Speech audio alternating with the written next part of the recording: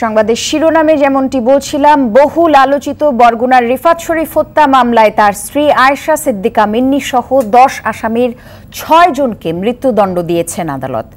অপর 4 আসামিকে খালাস দেওয়া হয়েছে। দণ্ডপ্রাপ্ত প্রত্যেককে 50,000 টাকা করে জরিমানাও করা হয়েছে। দুপুরে বরগুনা জেলা ও দায়রা জজ আদালত এই রায় দেন। রায়ের পর রিফাতের পরিবার সন্তোষ জানালেও আপিল করার কথা জানিয়েছে দণ্ডিতদের পরিবার। বরগুনা প্রতিনিধি মনির হোসেন কামালের তথ্যচিত্রে আরো জানাচ্ছেন দীপ্তচন্দ্র পাল। বরগুনার আলোচিত রিফাত শরীফ হত্যা মামলার প্রাপ্তবয়স্ক 10 আসামির বিচারিক কার্যক্রম শেষ হওয়ায় বুধবার রায় ঘোষণা করেন বিচারক। এদিন সকাল 9:30টার দিকে মামলার 7 নম্বর আসামি নিহত রিফাতের স্ত্রী আয়েশা সিদ্দিকা মিন্নি আদালতে আসেন। বেলা 11:30টার দিকে অন্য 8 আসামিকেও কারাগার থেকে আদালতে আনা হয়। 200 পৃষ্ঠার রায়ের কপি পড়া শেষে প্রাপ্তবয়স্ক 10 আসামির বিরুদ্ধে রায় ঘোষণা করেন বিচারক আসাদুজ্জামান। মামলার বাদী রিফাতের বাবা আব্দুল হাকিম দুলাল শরীফ সন্তোষ প্রকাশ করে বলেন, কেউ আইনের ঊর্ধ্বে নন। এটাই প্রমাণ হয়েছে আদালতের রায়ে। এই মামলার রায়ের ব্যাপারে যথেষ্ট সবাই আন্তরিক ছিল এবং সত্য যে বিচারটা হবে সেই দিকেই তারা ছিল এবং আমি আল্লাহর কাছে লাখ লাখ শুকরিয়া জানাই যে সঠিক বিচার হয়েছে। আমি বিচারের প্রতি আমি যথেষ্ট খুশি। মিন্নিদের বিরুদ্ধে আনিত অভিযোগ সন্দেহাতীতভাবে রাষ্ট্রপক্ষ প্রমাণ করতে পারায় তাদেরকে মৃত্যুদণ্ডাদেশ, তাদের বিরুদ্ধে মৃত্যুদণ্ডাদেশ এবং 50,000 টাকা। আয়েশা সিদ্দিকা মিন্নির আইনজীবী অ্যাডভোকেট মাহবুব বারী আসলাম বলেন, যে কোনো রায়ে জয় পরাজয় থাকেই। এ সময় উচ্চ আদালতে যাওয়ার সিদ্ধান্তের কথা জানান তিনি। আশা কি উচ্চ আদালতে গিয়ে আমি করব আর মনে মুক্ত করার জন্য চেষ্টা করব ইনশাআল্লাহ। অবশ্যই আমরা এই রায়ে সংক্ষুব্ধ এবং আমরা বলবো খুব দ্রুত মিন্নির অভিভাবকদের পরামর্শ খুব দ্রুত সহিমত নিয়ে তারা উচ্চ আদালতে যাতে আপিল করে। 2019 সালের 26শে জুন বরগুনার সরকারি কলেজের সামনে নয়ন বন্ড ও তার সহযোগীরা প্রকাশ্যে রামদা দিয়ে কুপিয়ে রিফাতকে গুরুতর আহত করলে ওই দিনই বরিশাল মেডিকেলে মারা যান রিফাত। এ মামলায় অপ্রাপ্তবয়স্ক 14 আসামির বিচারিক কার্যক্রম বরগুনার শিশু আদালতে চলমান রয়েছে। দীপ্তচন্দ্র পাল, OTV। বিনা দোষে 3 বছর কারাভোগ করা জাহালমকে 15 লাখ টাকা ক্ষতিপূরণ দেবে ব্র্যাক ব্যাংক। ব্যাংক কর্তৃপক্ষকে এই নির্দেশ দিয়ে রায় ঘোষণা করেছেন হাইকোর্ট। রায় পাওয়ার 1 মাসের মধ্যে টাকা পরিশোধ করতে হবে। গুরুত্বপূর্ণ মামলায় অদক্ষ কর্মকর্তা দিয়ে তদন্ত করানোই দুদকের প্রতি ক্ষোভ দেখিয়েছেন আদালত। তবে এই রায়ে জাহালম নিজে কিন্তু সন্তুষ্ট। খান আলামিন জানাচ্ছেন বাকিটা। বিনা দোষে 3 বছর কারাভোগ করা পাটকল শ্রমিক জাহালমের ক্ষতিপূরণ প্রশ্নে জারি করা রুলের চূড়ান্ত শুনানি শেষে রায় ঘোষণা করেছে বিচারপতি FRM নাজমুল আহসান ও বিচারপতি KM কামরুল কাদেরের ভার্চুয়াল বেঞ্চ। আদালত এ ঘটনায় দায় খুঁজে পায় ব্র্যাক ব্যাংকের, যে 2 জন কর্মকর্তা পাটকল ও টাঙ্গাইলে গ্রামের বাড়ি গিয়ে জাহালমকে আবু সালেক হিসেবে চিহ্নিত করেছিলেন তারা ব্র্যাক ব্যাংকের। তাই রায় পাওয়ার 1 মাসের মধ্যে জাহালমকে ক্ষতিপূরণ বাবদ 15 লাখ টাকা দিতে ব্র্যাক ব্যাংকের নির্দেশ দিয়েছে আদালত। ব্যাংক কর্তৃপক্ষকে 15 লাখ টাকা যেদিন ওনারা রায় হাতে পাবেন সেদিন থেকে 1 মাসের মধ্যে পরিশোধ করতে হবে এবং তার পরবর্তী 1 সপ্তাহের মধ্যে এফিডেভিট ইন কমপ্লায়েন্স আকারে বাংলাদেশ সুপ্রিম কোর্টে রেজিস্ট্রার জেনারেল বরাবরে দাখিল করতে হবে। এ রায়ে সন্তোষ জানান জাহালম। দ্রুত ক্ষতিপূরণ পাওয়ার ব্যাপারে আশাবাদী তিনি। এই রায়ে আমি সন্তুষ্ট হয়েছি, টাকাটা জানি অতি শীঘ্রই আমার হাতে আসে, এটা আমি দাবি করছি। জাহালম কাণ্ডে দুদককে দায়মুক্তি দিয়েছে আদালত। তবে দুদকের তদন্ত কর্মকর্তাদের অদক্ষতা অবহেলা ছিল মন্তব্য করে ভবিষ্যতের জন্য সতর্ক করেছে হাইকোর্ট। 1 নম্বর রেসপন্ডেন্ট অ্যান্টি কারাপশন কমিশন দুদককে অন গুড ফেথ তারা এই কাজটা করেছেন, এই জন্য তাদেরকে ওয়ার্নিং দিয়েছেন যে এটা হবে শেষ কেস, যাতে দ্বিতীয়বার জাহালমের মতো কোনো নির্দোষ ব্যক্তি বিনা অপরাধে এরকমভাবে জেল কাটতে না হয়। এই নেগলিজেন্সটা অনভিজ্ঞতার কারণ। এই কারণে ইন ফিউচার দুদকের কাছে দেশ জাতি অনেক কিছু আশা করে। দুদক ভয় দুঃখের ঊর্ধ্বে উঠে আমরা আশা করব ভবিষ্যতে আরো কষাস হবে এবং আরো ভালো তদন্ত করবে। গত বছরের জানুয়ারিতে একটি জাতীয় দৈনিকের প্রতিবেদন আদালতের নজরে আনেন সুপ্রিম কোর্টের এক আইনজীবী। এর ভিত্তিতেই পরবর্তীতে জাহালমের ক্ষতিপূরণ প্রশ্নে রুল জারি করে আদালত। খান আলামিন, RTV, ঢাকা। দর্শক, কাল থেকে শুরু হচ্ছে বাংলাদেশ সৌদি আরব রুটে সপ্তাহে 20টি করে ফ্লাইট চলাচল। দুপুরে রাষ্ট্রীয় অতিথি ভবন পদ্মায় ঢাকায় নিযুক্ত উপসাগরীয় অঞ্চলের দেশগুলোর কূটনীতিকদের সঙ্গে বৈঠক শেষে এমনই তথ্য জানালেন পররাষ্ট্র ও প্রবাসী কল্যাণমন্ত্রী। তিনি বললেন, যাদের ভিসার মেয়াদ আছে তারা সবাই সৌদি আরবে ফিরতে পারবেন, এমনকি ভিসার মেয়াদ বাড়িয়ে হলেও। তবে যাদের কফিল নিয়োগ দেবে না তাদের বিষয়ে কিছু করার নেই, সরকার তাদের দেশেই কর্মসংস্থানের ব্যবস্থা করবে। মারুফ রেজার রিপোর্ট। করোনা মহামারীতে দেশে ফিরে বেশ ঝামেলায় পড়েছেন সৌদি ফেরত প্রবাসীরা। একদিকে ভিসার মেয়াদ শেষ হওয়া, অন্যদিকে টিকিট পেতে বাড়তি বিড়ম্বনা। গেল প্রায় 2 সপ্তাহ ধরে ছুটছেন সংশ্লিষ্ট এয়ারলাইন্সের অফিস থেকে সৌদি দূতাবাস পর্যন্ত। এরই মধ্যে ঢাকায় নিযুক্ত উপসাগরীয় অঞ্চলের 6টি দেশ ও মালয়েশিয়ার প্রতিনিধিদের সঙ্গে বৈঠক করেন পররাষ্ট্রমন্ত্রী ও প্রবাসী কল্যাণমন্ত্রী। বৈঠক শেষে তারা জানান, যাদের ভিসার মেয়াদ আছে কিন্তু যেতে পারছেন না তারা পর্যায়ক্রমে যেতে পারবেন। গেল মার্চ মাসে ভিসা পেয়েছিলেন কিন্তু মেয়াদ শেষ হয়ে গেছে, তাদের ভিসাও রি-ইস্যু করা হবে। কালকের থেকে ওরা বললো 10-10-20টা ফ্লাইট ডেইলি যাবে। সৌদিয়া 10 আর বাংলাদেশ বিমান 10টা। তাতে হোপফুলি অনেক লোকও যেতে পারবে। আপনার তাদের ধারণা 25,000-এর মতো নতুন ইস্যু করতে হবে। সবাইকে ধৈর্য ধরতে হবে, বাট সবাই যাবে, বাই এন্ড লার্জ সবাই যাবে। তবে খানিকটা হতাশার খবর যাদের কফিল নিয়োগ দেবে না তাদের জন্য। তারা জানান, এক্ষেত্রে সরকারের কিছুই করার নেই। যে চাকরি দিবে সে যদি চাকরি না দেয় তাহলে তো যেতে পারে। আপনি চাকরি দিবেন, আপনি দিলেন না, আমরা কি করতে পারি? ওনাদের রিকোয়েস্ট করেছি যে আপনারা সরকারকে বলেন যে ওদের সাহায্য করার জন্য। আর আমরা দেশেও যারা প্রবাস থেকে আসছেন তাদের জন্য মাননীয় প্রধানমন্ত্রী একটা বিরাট ফান্ড রেডি করেছেন এবং তারা দেশেও চিন্তা করতে পারেন কাজকর্ম করার। এদিকে রোজকার মতো বুধবার সকাল থেকেও বিমান ও সৌদি এয়ারলাইন্সের সামনে ভিড় করেন সৌদি প্রবাসীরা। তাদের অভিযোগ, কি ঘটছে তার কিছুই স্পষ্ট করছে না কর্তৃপক্ষ। টোকেন দেওয়ার কথা বলছে, এই 1 তারিখে দেওয়ার কথা বলছে, আবার 4 তারিখের কথা বলতেছে।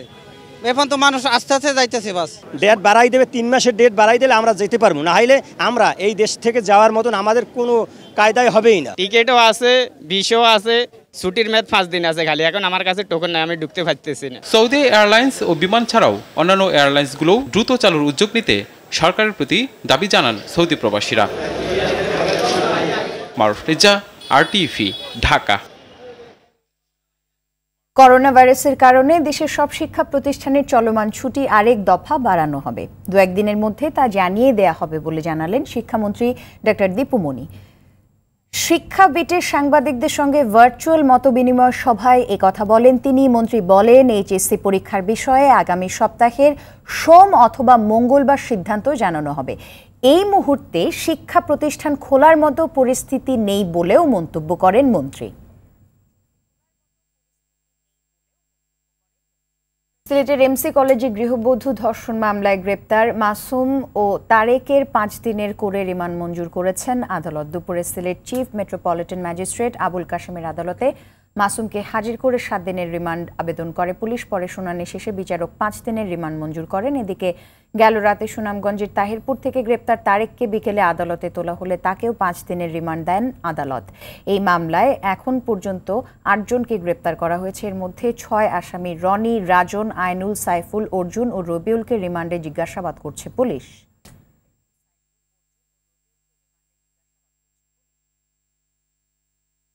রাজশাহীর তানোরে একটি গির্জায় এক আদিবাসী কিশোরীকে আটকে রেখে ধর্ষণের অভিযোগ উঠেছে।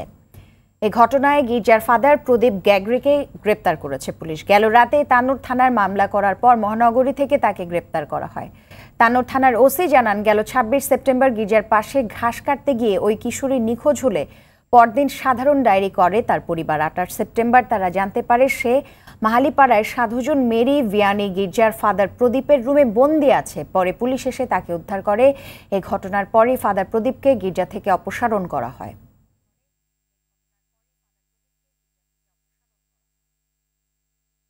অবসরপ্রাপ্ত মেজর সিনহা হত্যা মামলায় জড়িত থাকার অভিযোগে গ্রেপ্তার রুবেল শর্মার 7 দিনের রিমান্ড মঞ্জুর করেছেন আদালত। দুপুরে কক্সবাজারের জ্যেষ্ঠ বিচারক হাকিম তামান্না ফারাহার আদালতে তার 10 দিনের রিমান্ড আবেদন করে। তদন্তকারী কর্মকর্তা বিচারক 7 দিনের রিমান্ড মঞ্জুর করেন। গেল 14 সেপ্টেম্বর কনস্টেবল রুবেলকে সিনহা হত্যা মামলায় গ্রেপ্তার দেখিয়ে আদালতে হাজির করে র্যাব। তদন্তকারী কর্মকর্তা জানান, মেজর সিনহা হত্যা মামলার আগে গ্রেপ্তার হওয়া আসামিদের রিমান্ডে জিজ্ঞাসাবাদের সময় কনস্টেবল রুবেল শর্মার নাম আসে।